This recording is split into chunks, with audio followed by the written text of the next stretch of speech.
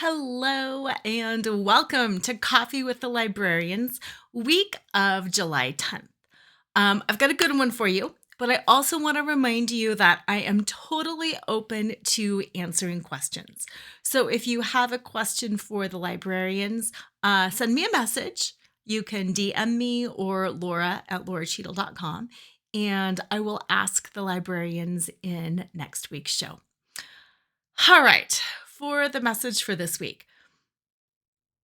Let me make sure I'm connecting fully.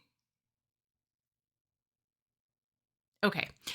What they wanted to talk about was how we muscle our way through so many different things and challenging the notion that we have to muscle our way through and whose idea is it anyway? The title that they kind of had given me before was Whose Idea Is It Anyway?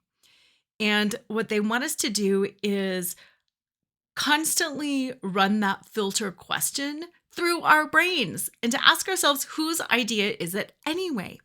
Because what they're saying is so often we just start moving forward with some idea and we start pushing it and muscling through it, and it's nobody's idea. Like it's fake. It just showed up. It's somebody else's idea, and somehow we don't even realize that it's not our idea. It's like there's a movie, The Road to Allegheny, something like that. And it's basically about a family and they drive into town to do something, and along the way they're figuring out that nobody really wanted to drive into town, and they're like, whose idea was it to drive into town? I cannot remember the name of this movie. Doesn't matter. But that's what the librarians are saying happens so often. We have this idea and we think we're supposed to do it, or that we think somebody wants us to do it. And really, nobody wants us to do it. And we don't even want to do it. And we're just doing it. So they're asking us to challenge, whose idea is this anyway?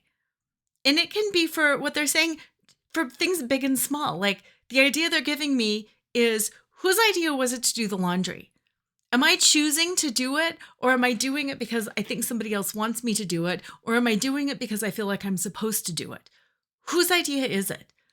In big things, building a business, getting a different career, whatever, whose idea was this?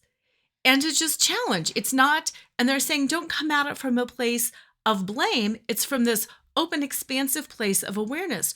Whose idea is it? Because so often we are locked into somebody else's idea, or not even a person's idea, but just a systemic idea. And that's why we're muscling our way so often in things, because we're like, I gotta do this. I gotta do this.